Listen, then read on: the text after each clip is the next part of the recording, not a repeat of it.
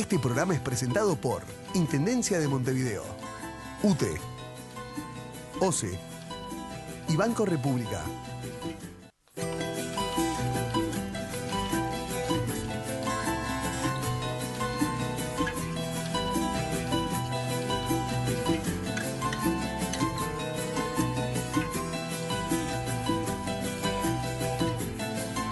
¿Qué tal? ¿Cómo están? Bienvenidos a un nuevo programa del Ambiente en el Medio.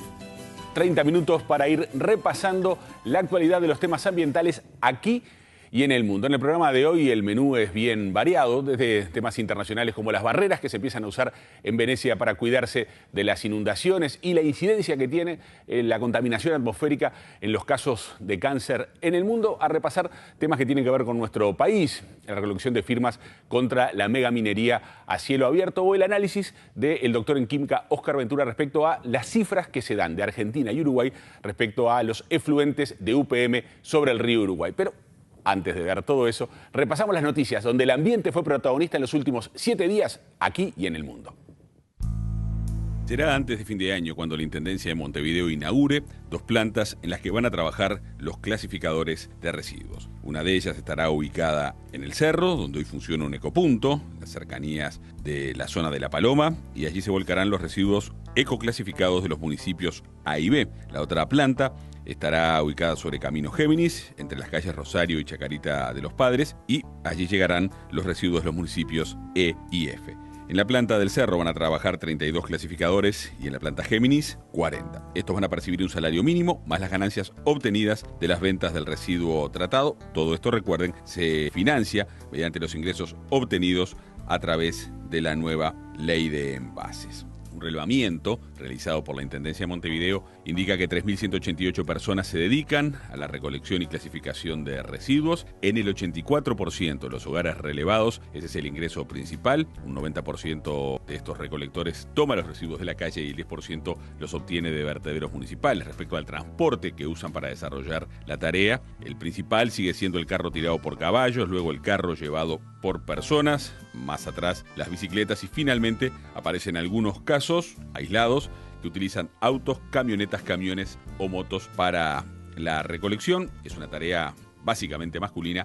El 68% de quienes la realizan son hombres y el 32% mujeres. Fue durante el tercer Foro Nacional de Ciudades Sustentables cuando el ministro de Industria, Energía y Minería, Roberto Creimerman, anunció que Uruguay ya superó el 40% de las energías renovables dentro de su matriz energética. El ministro recordó que todo esto comenzó por el año 2005 debido a la convicción de que el modelo vigente no era sustentable y que el país, aún siendo pequeño, podía contribuir a la modificación. Según dijo el ministro Creimerman, la meta final es superar los números planificados y alcanzar el 50% de las energías renovables en la matriz energética para el año 2016. Organizaciones ambientalistas comenzaron una campaña de recolección de firmas para promover la realización de un plebiscito de reforma constitucional que prohíba la minería metalífera a cielo abierto en todo el territorio nacional. Esa fue una de las consecuencias que tuvo la marcha, la quinta, en defensa del agua, de la vida y de los recursos naturales que se desarrollara el viernes de la semana anterior por la avenida 18 de Julio, desde el Obelisco y hasta la Plaza Independencia. La consulta es promovida por el Movimiento por un Uruguay Sustentable y grupos de vecinos de localidades cercanas a donde va a operar Aratirí, como Cerro Chato y Valentines. ¿Qué se necesita para llevar adelante esta reforma? 250.000 firmas que deben ser presentadas 6 meses antes de las elecciones nacionales, es decir, a fines de abril del año próximo. Todo esto surge días después de que en la Junta Departamental de La Valleja se votara una resolución que prohíbe la minería a cielo abierto en el departamento, algo que muchos constitucionalistas sostienen no es potestad de los gobiernos locales. Vale la pena también recordar que en el departamento de Tacuarembó se promueve una consulta a nivel local, para lo cual la Corte Electoral debe validar unas 13.000 firmas ya presentadas. Las autoridades de Venecia pusieron a prueba un costoso sistema de barreras hidráulicas que busca frenar las inundaciones en la ciudad italiana. El proyecto, que fue testeado por primera vez, es conocido como MOSE y consiste en instalar 78 barreras gigantes en el fondo marino de las principales entradas de agua a la ciudad, las que están ubicadas en Lido, Malamocco y Chioggia. El sistema se va a poner en marcha cada vez que el nivel del mar supere el 1,10 metros de altura. Cuando esto suceda, las barreras se van a levantar y bloquearán el ingreso de agua a la ciudad de los canales. Mientras el nivel del mar no supere el máximo, las barreras van a permanecer en el fondo marino. Desde 1966 que este proyecto se encontraba en discusión y hace una década que se comenzó a construir por expertos italianos a un costo de más de 7.000 millones de dólares. Las inundaciones, conocidas en la ciudad como Acqua Alta, que son un atractivo para cientos de turistas, interrumpen la vida cotidiana de los venecianos, que deben soportar cada año el aumento del nivel del mar de su popular ciudad, anegando lugares tan emblemáticos como la Plaza San Marcos y sus monumentos. La Agencia Internacional para la Investigación del Cáncer anunció la semana pasada, en su sede en Ginebra, que ha incluido la contaminación ambiental como uno de los elementos que causan cáncer en humanos, con especial incidencia en los casos de cáncer de pulmón, aunque también aparece con amplio registro el cáncer de vejiga. La Agencia Internacional para la Investigación del Cáncer, que es miembro de la Organización Mundial de la Salud, indicó que en el año 2010 se registraron 223.000 casos de muertes por cáncer de pulmón provocados por la contaminación. El presidente de esta agencia, Kurt Streiff, indicó que esta medida se debe a que se han observado suficientes evidencias de que existen partículas contaminantes en el aire que se pueden considerar cancerígenas, algo que se ha probado en los 14 estudios diferentes llevados adelante. Estas partículas contaminantes se han clasificado en el grupo 1 de las sustancias causantes del cáncer, en el que también se incluyen el tabaco, los asbestos, el plutonio, el polvo de sílice o la radiación ultravioleta. En este sentido, el informe recuerda que la contaminación del aire es un riesgo para la salud en general que provoca problemas respiratorios y cardíacos, además de ser, junto al tabaco, uno de los causantes fundamentales para el desarrollo del cáncer de pulmón.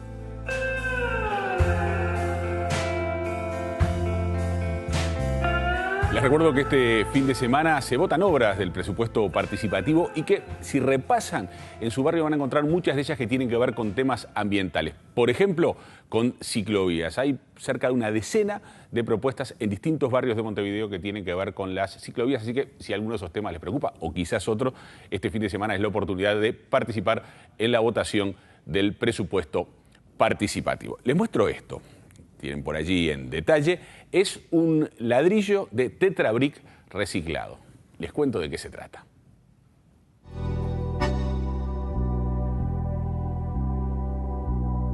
Brick en Uruguay, oportunidades en diseño y responsabilidad social, es el nombre de una actividad organizada por el Centro Empresarial de Responsabilidad, en la que se presentó una planta de reciclaje de este material.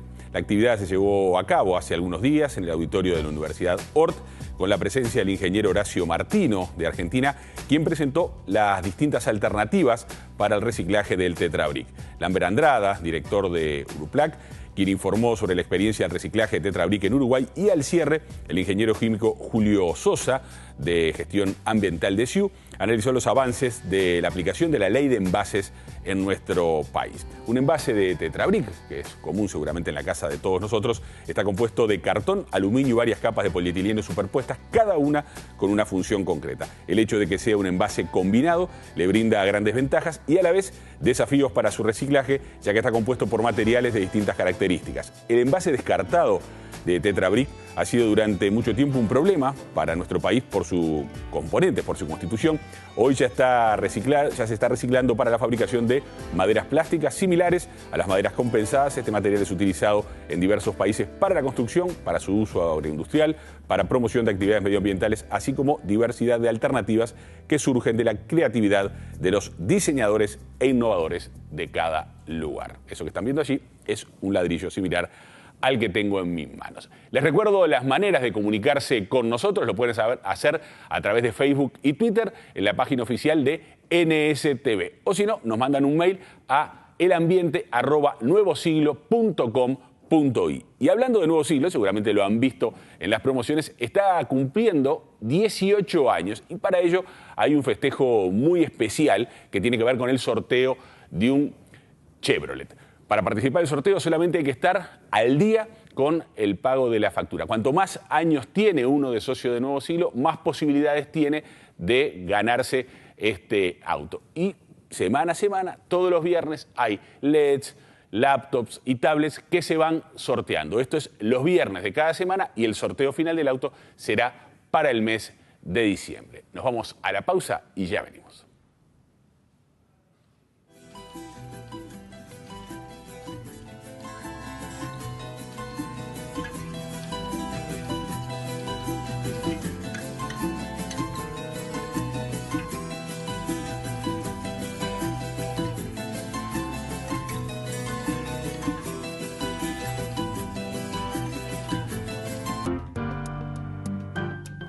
Decía el contador Damiani, mítico dirigente del Club Atlético Peñarol, que los números no mienten. Mienten los que los hacen o quienes lo manejan.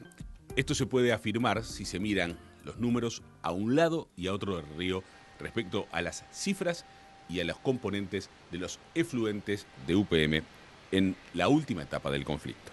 Cuando compareció frente a la prensa el canciller argentino Héctor Timerman, dijo en la ciudad de Buenos Aires que varios eran los problemas que presentaba la planta de UPM. Por ejemplo, respecto a la temperatura de los efluentes. UPM vuelca efluentes a 32 grados, mientras que la temperatura del río no debe superar su promedio de 20 grados.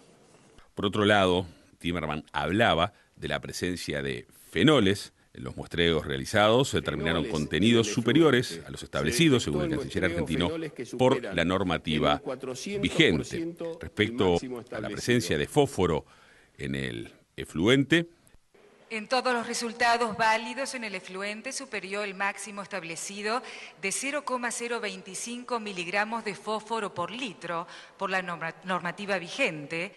También habló de la presencia de cromo, níquel y endosulfán dentro de las muestras que se realizaron en los últimos 2 años. Por su parte, la viceministra de Vivienda, Ordenamiento Territorial y Medio Ambiente, la arquitecta Raquel Streger, 24 horas después colocó los números uruguayos. Y dejar la máxima tranquilidad en que hoy la empresa no contamina. Y eso sucede por lo estricto de los controles que nuestro gobierno y nuestro ministerio han llevado adelante en todos estos años. En el caso del fósforo, habló de un estándar de vertido de 5 miligramos por litro, cuando el vertimiento de UPM marca 0,86 miligramos por litro en promedio. Y ahora nos vamos a referir a lo que es la carga de fósforo que se vierte, la condición que se le ha impuesto a UPM que no supere en un promedio mensual de 74 kilos por día. El promedio del vertido de UPM para la carga de fósforo ha sido de 47 kilos. El caudal promedio vertido por la planta de UPM es de 690 litros por segundo, mientras que el caudal medio que autoriza la Dirección Nacional de Medio Ambiente es de 845 litros por segundo. En cuanto a la temperatura del vertido, dijo la viceministra de Vivienda, Ordenamiento Territorial y Medio Ambiente que los valores registrados cumplen con lo autorizado por Uruguay.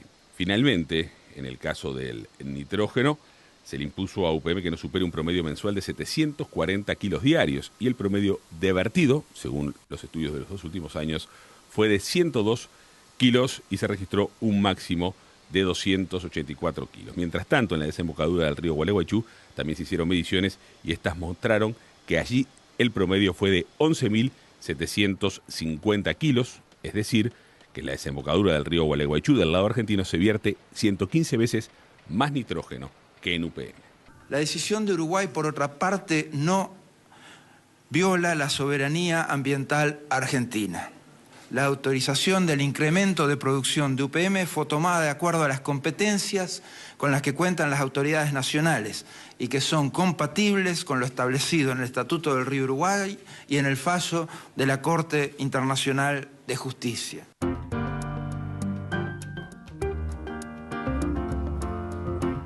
Para echarle una mirada en profundidad a estos temas, le damos los buenos días, ¿qué tal?, al doctor Oscar Ventura, que es doctor en química, es catedrático de la Universidad de la República y asesor en temas de ciencia y tecnología del precandidato del Partido Colorado, Pedro Bordaberry. Bienvenido, Oscar. Muchas gracias por acompañarnos. Y feliz Día del Periodista, ¿no? Muchas gracias. Sí, el Día del Periodista es hoy cuando estamos grabando el programa. Oscar, cuando se habla de un río que es binacional, que tiene 2 márgenes y de las 2 márgenes se puede llegar a cambiar el estado del río, por ejemplo, a contaminarlo. Si se contamina o no, ¿quién lo establece? Un estatuto común. Bueno, exactamente. Tenemos el Estatuto del Río Uruguay, que fue celebrado entre los 2 países, fue convenido entre los 2 países, y tenemos otro documento que se llama el Digesto del Río, que lo que hace es establece cuáles son los límites por debajo de los cuales deben estar las sustancias químicas o físicas que afecten al río. Bien. Y eso está convenido entre los 2 países, está firmado.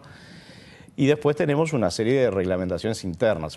Ese estatuto y ese digesto hablan de distintas cosas. Habla de calidad de agua por un lado y habla de efluentes por el otro, que es el núcleo del problema que tenemos. Y después hay reglamentaciones ambientales internas a cada uno de los países que pueden llegar a variar en los números o en los límites máximos. Claro, ahí está el tema. Cada país, es decir, el estatuto lo que habla específicamente es sobre la calidad de aguas. Tenemos un río compartido, entonces ambos países se pusieron de acuerdo en que tiene que haber una cierta calidad de aguas. Para eso lo que implica es que ambos países no pueden verter al río lo que quieran, sino que tienen que tener ciertas normas acordadas. Pero quienes establecen las concentraciones de los ríos interiores, las concentraciones de las fábricas que vierten al río y demás, son los propios países. Eso está establecido específicamente en el estatuto cuando se habla de las concentraciones que tienen que tener los efluentes. Lo que no puede hacer ningún país es establecer límites internos de tal forma que cuando eso se vierte en el río, efectivamente viole lo que dice el estatuto y el digesto. Pero las normas internas las establece cada país, al punto que Uruguay tiene normas de calidad de agua para sus ríos internamente, Entre Ríos no las tiene. Pero sí ambos tienen para los efluentes. Entre Ríos tiene para sus efluentes, Uruguay tiene para sus efluentes. Es el decreto 253/79 que establece cuáles tienen que ser las concentraciones de los de las sustancias químicas de los efluentes. Porque yo estaba pensando que sobre el río Gualeguaychú, el polo tecnológico de la ciudad, el centro industrial de la ciudad, vuelca allí sus efluentes. Y después el río Gualeguaychú va a desembocar al Uruguay y, bueno, el caudal del río Uruguay hace que esos efluentes estén más sobre la costa argentina que la uruguaya. Mira, ayer hablaba con una periodista norteamericana que hacía un programa para la Deutsche Welle alemana y ella me decía que había estado en Gualeguaychú hablando con los ambientalistas y les planteaba exactamente eso mismo que tú decís, bueno, pero ¿y el río Gualeguaychú? ¿Qué sé yo? Y yo decía, no, nosotros acá estamos para hablar de la papelera, nada del río, nada del río. Pero efectivamente, ellos tienen un parque industrial que tiene una planta de tratamiento que está excedida, es decir, que recibe mucho más entrada de lo que puede tratar. Por lo tanto, los efluentes que se vuelcan a una cañadita, que realmente si uno ve la foto es muy tétrico cómo está afectando el ambiente, después de hacer todo un recorrido por el río Gualeyán, que después desemboca en el río Gualeguaychú, y el río Gualeguaychú desemboca en el río Uruguay. Ese río tiene una contaminación importante. Fíjate que ese río, por ejemplo, tiene una tercera parte de la cantidad de fósforo en concentración que el efluente de UPM. Evidentemente la calidad, en fósforo te estoy hablando, evidentemente la calidad de agua esa es muy mala porque debería ser 10 veces más bajo de lo que es. En el estatuto y en el digesto está previsto que los ríos que desembocan en el río Uruguay, en el momento en que desembocan, en la propia boca del río, deben considerarse como efluentes. O sea, los efectos del río Uruguay, vamos a antropomorfizar. Supongamos que yo soy el río Uruguay. Bueno, de aquí, de este lado, me vienen ciertos efluentes. Yo no sé si esos efluentes son de una fábrica, son de un emprendimiento turístico o son de un río. Simplemente yo veo que viene agua con una concentración de productos químicos. Y claro, ahí es donde viene el problema. El río Gualeguaychú vierte mucho más productos químicos potencialmente contaminantes que los que vierte el efluente de UPM. Hablabas de fósforo recién y es uno de los tantos elementos que se colocaron en el medio del debate. Pero el fósforo, cualquier actividad humana, hasta dar vuelta a tierras o trabajar con ella, ya de por sí desprende.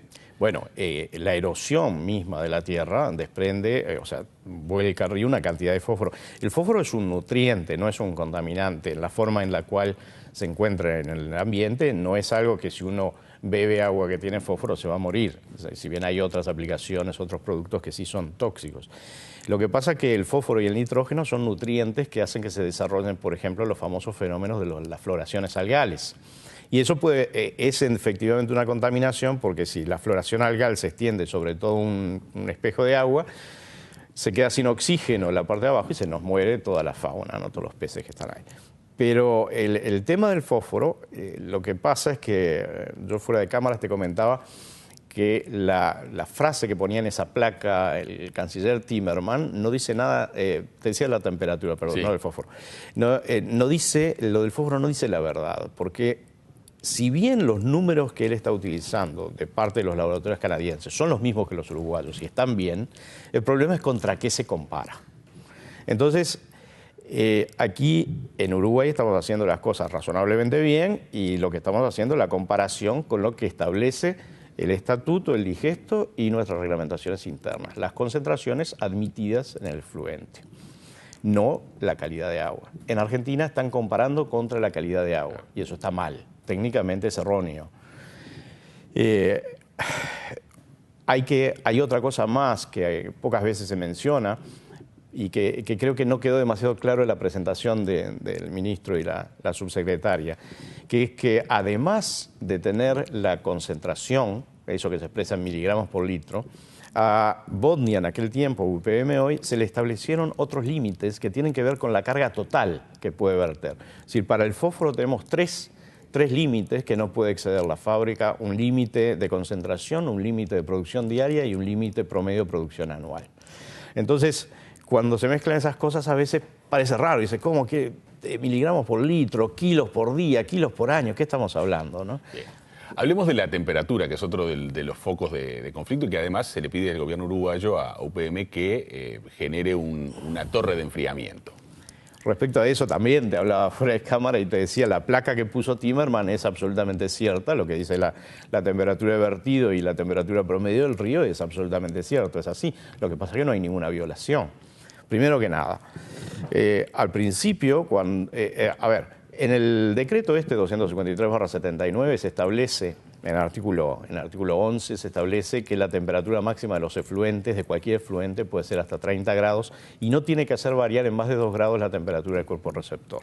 Más adelante hay un artículo 15 en el cual se establece específicamente que en caso de que se demuestre que uno de esos límites puede excederse sin consecuencias nocivas para el medio, entonces puede autorizarse específicamente. Cuando se autorizó a Bodnia, como no había absolutamente ninguna experiencia en Uruguay, la DINAMA fue muy estricta. Dijo, tenemos que aplicar estos parámetros a rajatabla. Pero ¿qué pasa? El tratamiento de los efluentes se hace con lodos activados, que son bacterias cuya temperatura óptima de trabajo es más alta que 30. Entonces, los efluentes salen a una temperatura promedio de unos 32 grados. Para evitar líos con esa cosa que pedía la DINAMA correctamente, lo que se hizo fue poner un proceso de enfriamiento con agua. Se tomaba agua de río, se mezclaba con el efluente y se echaba de nuevo al río con la temperatura adecuada. Eso no era diluir, porque toda la medición de la contaminación se hacía antes, era solamente enfriar. Los argentinos se quejaron de eso, dijeron, no, pero ustedes están diluyendo. Y el gobierno uruguayo, buscando contemporizar, buscando tratar políticamente el tema de la mejor forma posible para la amistad entre los dos países, dijo, bueno, vamos entonces a decirle a Bodnia que cambie la manera de proceder. Pero le pedimos que haga un estudio que muestre que no hay variación de la temperatura del río cuando se larga el efluente, cuando se vierte el efluente a 37 grados. Eso se hizo con la Facultad de Ingeniería. La Facultad de Ingeniería hizo un estudio, demostró que a 10 metros del lugar donde se vierten los efluentes la temperatura no varía en más de 0.2, 0.3 grados, con lo cual se cumple específicamente lo que se tiene que cumplir y no hay más que hablar. La torre de enfriamiento que se pide es a aire. El aire es mucho menos eficiente que el agua para enfriar. ¿Qué es? ¿Un pedido político, una decisión política? Estamos nuevamente en el mismo tema, exactamente. Es un gasto innecesario. Se hace una torre de enfriamiento con un fluido, como vos bien decís. El aire, obviamente, es un fluido menos eficiente para enfriar el efluente que lo que es el agua. Es decir, que estamos volviendo a la situación inicial con un gasto mayor, con una eficiencia menor. Evidentemente es un pedido político, de nuevo, tratando, creo yo, de tener las mejores relaciones con Argentina. Y fue una oferta que se hizo antes de todo eso. Es decir, bueno, vamos a aumentar la producción, pero mirá que le vamos a pedir esto, le vamos a pedir lo otro. En realidad todos los técnicos sabemos que eso no es necesario, pero los vamos a dejar contentos. Ustedes pueden mostrar para la prensa que Argentina impuso, qué sé yo. Como no salió bien la jugada, me parece que el presidente simplemente se hartó de que le tomaran el pelo, como le está tomando el pelo Argentina a Uruguay, se hartó y dijo, bueno, señores, hasta aquí llegó mi amor, vamos ahora a hacer lo que técnicamente es razonable hacer. Doctor Caventura, gracias por haber compartido este rato con nosotros, el habernos explicado, por lo menos para saber de qué se tratan algunos de esos números. Mientras que despedimos al doctor Ventura, les digo a ustedes hasta la próxima semana. Que pasen bien.